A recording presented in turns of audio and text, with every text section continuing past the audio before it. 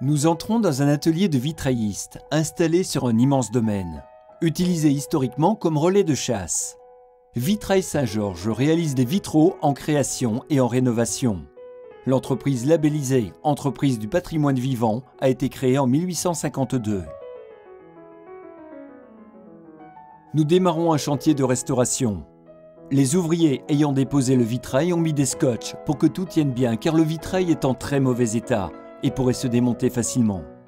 Ils ont donc bien scotché pour ne perdre aucune pièce. Chaque panneau a un numéro, avec le numéro de la baie dans l'église et le numéro du panneau dans la baie que je dois garder précieusement pour repositionner ensuite sur la fenêtre. 3 panneaux sont à rénover. Je fais là le panneau 03. Je vais prendre l'empreinte du panneau pour pouvoir ensuite le remonter. Les plombs sont très abîmés. On dit qu'ils sont fusés, donc il faut les changer. Je prends du cirage et apparaissent alors tous les dessins des plombs. Il faut bien marquer sur les bords pour que celui qui va le remonter ne fasse pas plus grand que cela.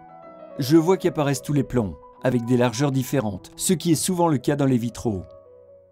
Il y a des griffes, ce sont en fait des attaches, car il y a une vergette qui rentre dans la pierre. Avec ces attaches, on vient accrocher sur la vergette. Cela soutient le vitrail dans la fenêtre. Il faut faire attention de ne pas s'accrocher les doigts. Je dois dessiner les griffes pour que celui qui va déposer sache bien qu'elles étaient ici et dans ce sens. Évidemment, on fait une fiche par panneau avec le numéro, qui s'est occupé du panneau et le chantier. Ici, Lance-le-Villard, et c'est la baie 02 et le panneau 03. Je reporte tout cela sur le poncif 03, Lance-le-Villard, et évidemment, je mets les codes de mon panneau. Je fais un petit croquis parce qu'il est en forme en plus. Donc là, c'est 818. Et la même chose pour le bas, 875. Et évidemment, je prends la hauteur. Je reporte tout cela, 818, 875, et c'est moi qui m'en suis occupé. Il faut marquer les plombs. Je vois qu'il y a du 7 à l'intérieur, et dans les grandes longueurs, c'est du 8. Parce que si on n'a pas tout déposé les vitraux de la veille, il vaut mieux que ce soit cohérent. Quand il y a des pièces cassées, on marque tout cela sur le poncif, pour qu'ensuite, pour les monuments historiques, si c'est classé, ce soit noté dans les archives. On a changé telle pièce, on a collé telle pièce, donc tout est bien noté sur le poncif. Pour démonter le panneau, je dois d'abord enlever tous les plombs. Il faut récupérer l'ensemble des verres. Là, ce sont des filets de scellement. Ils sont dans la feuillure. On va les changer. Ils ont encore du plâtre ou du ciment. Je ne sais pas trop ce que c'est. C'était prévu comme ça dans la feuillure. Pour ne pas casser les pièces peintes, on met des filets de scellement. Je vais démonter mon panneau qui a l'air de se démonter facilement, car les plombs sont fusés, abîmés. Ils craquent de partout. Alors, évidemment, avec les pinces, il faut essayer de ne pas pincer les verres. Dans le cas contraire, je suis sûr de casser la pièce. Donc, il faut tirer le plomb, le couper et essayer de récupérer la pièce. Sur ce panneau, les soudures tiennent encore. C'est le plomb qui ne tient plus. Donc j'essaye de les casser pour pouvoir sortir la pièce. Là, il y a encore une restauration. On voit un plomb de casse fait pour consolider. Alors, il faut bien repositionner les pièces au bon endroit. Ne pas faire un mélange. Ne pas inverser à l'envers à l'endroit. Que les peintures soient toujours au bon endroit. Là, ça fait de la poussière, car il y a du mastic. Le mastic est tout sec. C'est aussi pour cela que ça ne tient pas. J'ai un morceau qui est pris de chaque côté. Il ne veut pas lâcher. Il faut bien faire attention car les pièces peuvent tomber et tout peut lâcher d'un seul coup. Il faut bien mettre les mains dessous. Là, ça se démonte tout seul. On écrase les ailes de plomb sur le verre pour que celui-ci soit bien acéré. La hauteur n'a pas trop d'importance, c'est plus ou moins écrasé.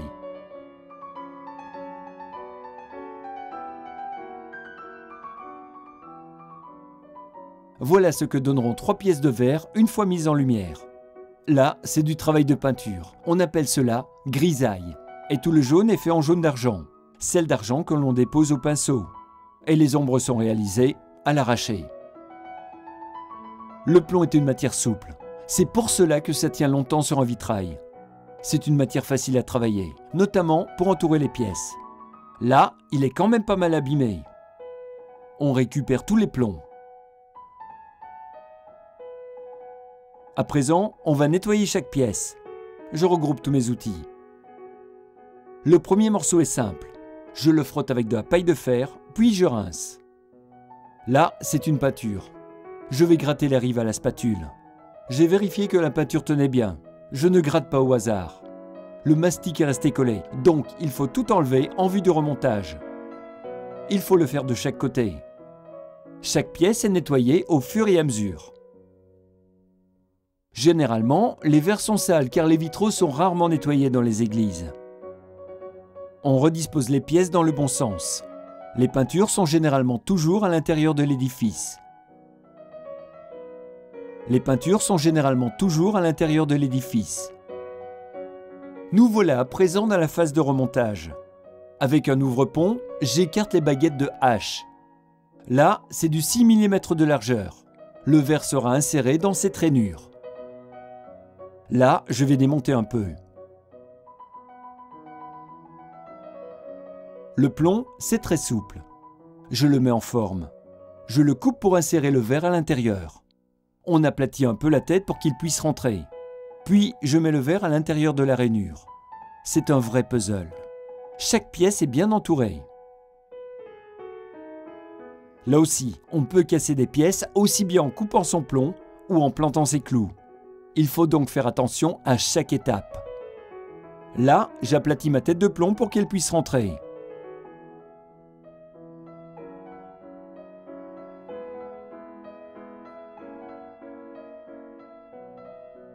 Dans le cas présent de ce vitrail, le verrier n'a pas très bien coupé son verre. Donc, je ne suis pas certain de la façon dont se termine l'assemblage.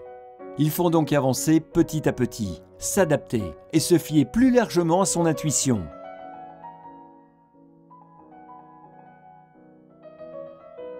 Pour que le montage soit plus solide, il est nécessaire de croiser.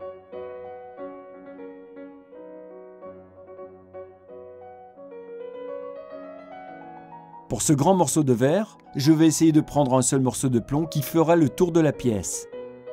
Je me fais un repère au marqueur.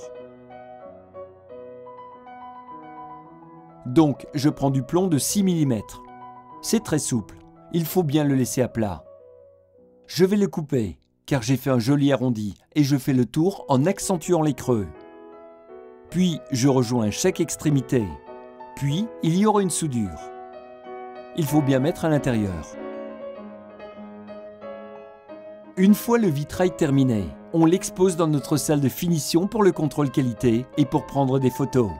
C'est aussi la salle de peinture. Avec notre table lumineuse, nos pinceaux, on pratique notamment du fusing, technique de superposition de couleurs par fusion.